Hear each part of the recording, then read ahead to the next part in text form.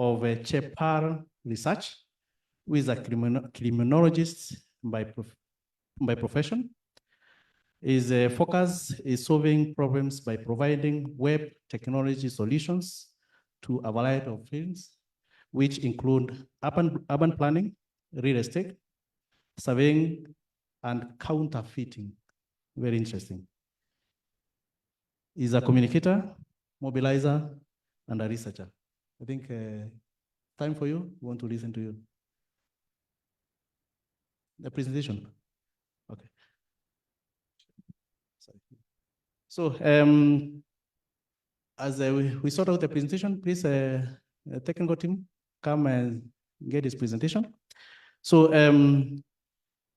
Godfrey will be presenting on the indoor mapping management system, leveraging indoor management system to safeguard sectional properties. We need to get this presentation.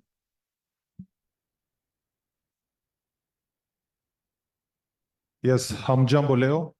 I'm called Godfrey, but many call me Chidi, but it's my official name. So today I'll be taking you through a very interactive process or topic regarding Sectional Properties Act and the importance of indoor management to complement the Sectional Properties Act of 2020.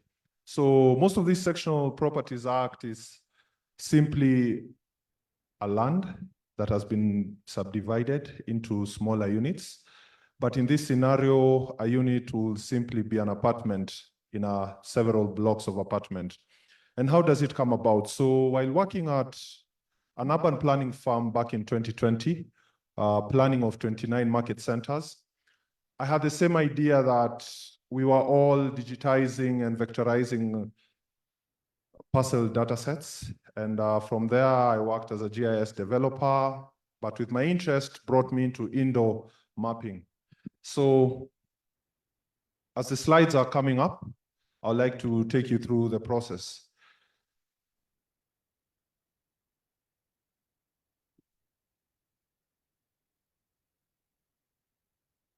So it's quite simple. Do you know the Earth has been extensively mapped by satellite images, by satellites?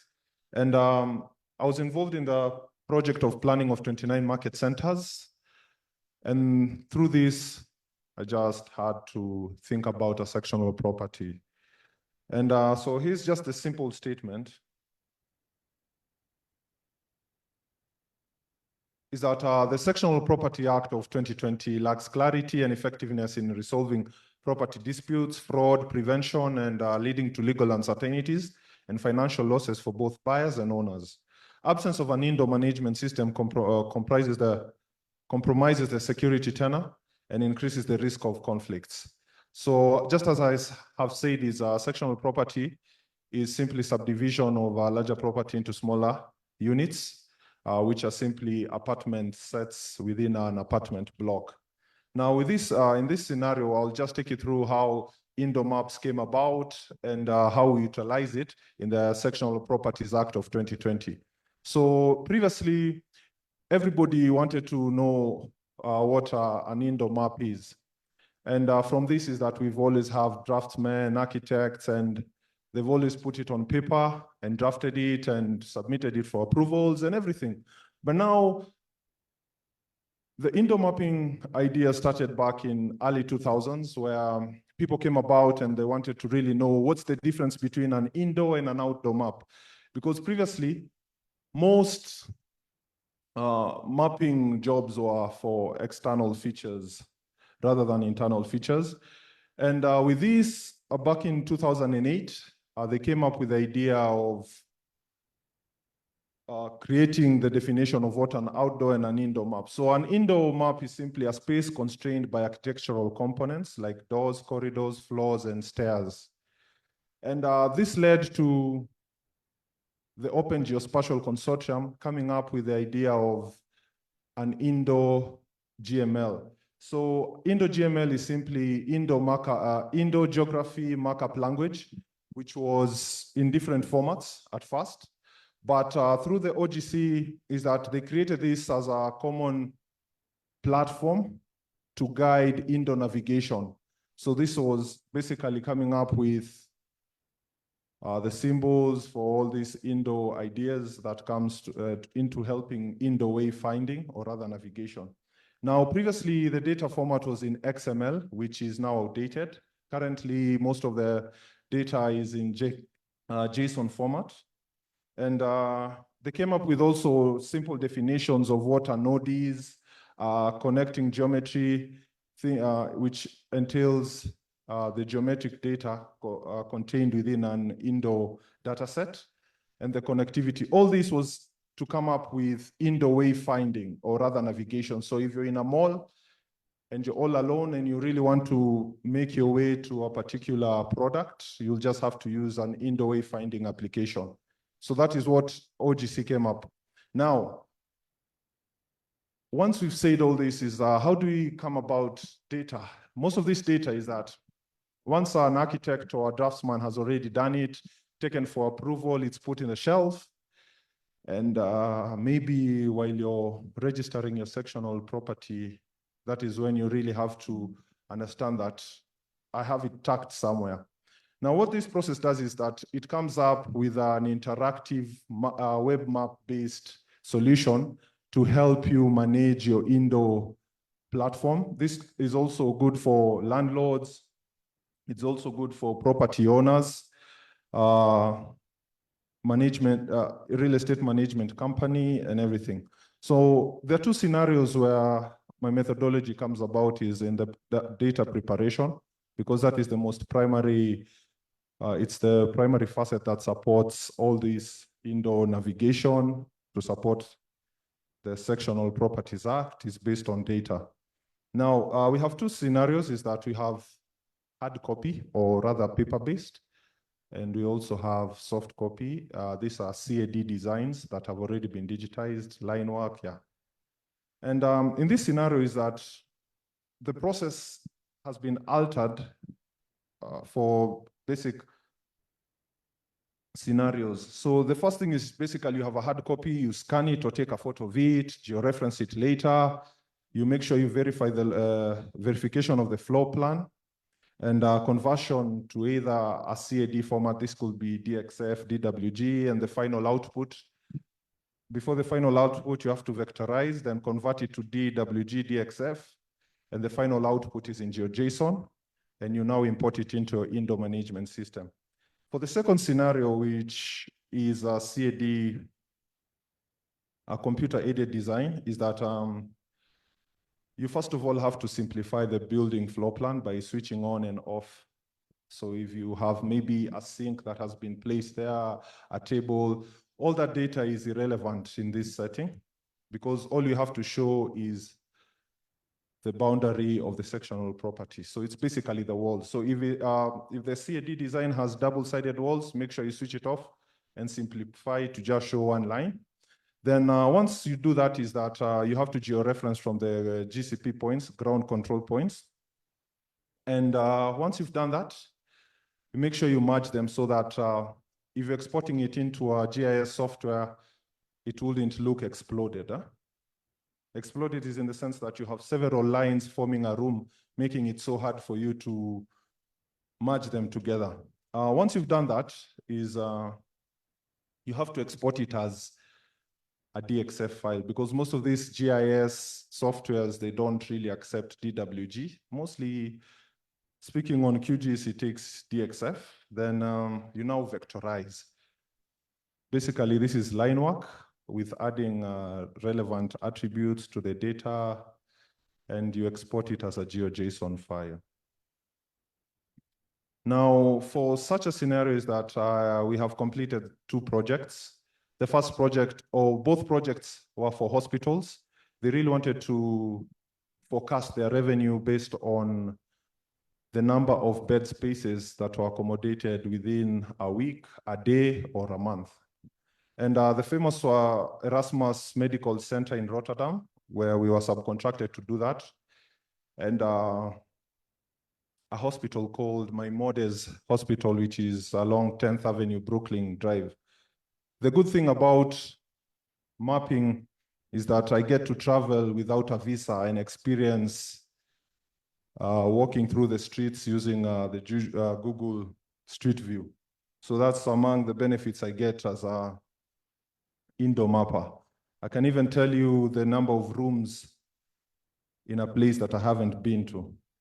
So the data, based on the data set, while I was mapping and I've completed these projects, there are three major data sets we really need: is the room name, the label, what's on the door, and the level or the elevation. But taking you back, this process that I'm telling you is the hardest of all, and it's time consuming, because you find for an extensive building, it might take you up to, let's say, 48 hours to digitize and come up with a verified floor plan. But in such a scenario where you want to make it easier, is that you can use a LiDAR scanner. I think it's most of the iPhones have them if they are pro versions. So you can just use a LiDAR scanner, scan a room and come up with a floor plan, which is the easiest form. Now, the three most important data sets are the attributes that the data should have should be the room name, the label, the level, which is also the floor or the elevation. It is of much importance that indoor mapping has caught the attention of multinationals like Esri, Mapbox, and also Maptin, where they have come up with several solutions to assist in management of indoor spaces. Now, I had prepared some few stickers where one will be able to actually interact with a data set that we had prepared, but with time, I may share it with you. Now, in such a scenario, how does indoor mapping assist in enforcement or in execution of the Sectional Properties Act? Is that most of this data that we have available in GeoJSON format can be displayed on the web in an interactive manner. And with this data is that it should be linked to a particular parcel of land, demarcating the extent of the beacons, and also common spaces and common areas. Then what I would really advise my enthusiasts is, as Kenya, we should come up with a very robust framework where we'll be able to showcase and come up with laws that should support indoor mapping, just like the same way we have outdoor mapping scenarios where specific colors show this is a public utility. The same thing, we should also do it for indoor maps. Then it's also a good tool to forecast revenue. In a scenario where this is a business entity, we'll be able to attach licenses to a specific building and get to know what's happening. To take it a notch higher is that when you go to places like UK, you find they have what they call postcodes. So postcodes are quite accurate. They're linked to specific buildings.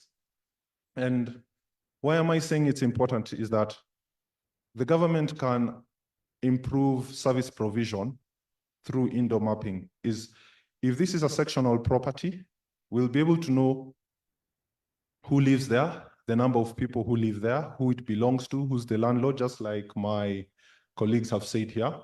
And through this, it also improves e-commerce, where in case there is a delivery and you don't know where, as a rider, all you have to do is, through the Sectional Properties Act, we'll now create what we call digital postcodes for easy e-commerce execution. And it's also a good tool for indoor asset management. So this is basically for static assets. If in an indoor setting like this, we know that we have several assets of value in a warehouse. Through indoor asset management, we can achieve this. So thank you so much. How the process is all about. Let me give you an example. We basically map buildings that are existing rather than those that have not yet been built. And in this scenario is that using satellite imagery, we are able to georeference. And while georeferencing is that it gives you roughly an 89% accuracy for outdoor spaces. And that is similar also for indoor spaces. So in a scenario where we have a building that is existing and we have the computer-aided design, all you have to do is simply go to the diagram, just take some few points, and we're able to actually display. But when it comes to now indoor wayfinding, it's a different technology where we now use Wi-Fi. We now use BLE, Bluetooth. It has a funny definition. We now use Bluetooth data. And apart from that, we also have new technology called access point wayfinding. So we use access point wayfinding. So in this scenario, we really don't take, because even while you're taking data, your location data outdoor using your phone, it only shows you a radius of roughly, let's say, 15 meters. It just gives you an approximate location where you are. But now when you come to indoor wayfinding, by using the access points, is that we're able to understand where you are. So a BLE device is put on 4 different corners, or let's say even in the middle. And from there, we're able to tether. We can be able to know the distance between myself and the access point. And through this data over Wi-Fi, we're able to now write the logic. Is everybody satisfied with that? So coming to the second question is, how do I display data when it comes to multiple floors, despite Sectional Properties Act identifying a sectional property and providing something like a title deed? It is simple. Based on the attribute data that I provided, is that we have the level attribute. And in this is, it simply shows, okay, before we get there, let me give you now a scenario how it all came out. Assuming you have the title of the sectional property and you're in Ukraine and your place is bombed. The only thing that you have to show is your title deed as proof. But with an indoor management system, it goes ahead and displays the sectional property on a map on a particular level. Based on this is that once you have taken the level attribute, and I'll just get into technical terms. While coding all this is that we have to create a function called getLevel. So in the attribute table, you have the level attribute where you have number 1, let's say ground floor is 0, basement is -1, and first floor is 1. So using the getLevel function is that we are able to simply display the data. If it's ground floor, it's known it's level 0. So attaching your title deed of the Sectional Properties Act to the respective digitized data on our web GIS platform will cement in security of tenure of Sectional Properties Act. Because a title by itself is not enough, but visualization on the web gives it or complements the Sectional Properties Act. Am I clear on that? Yeah.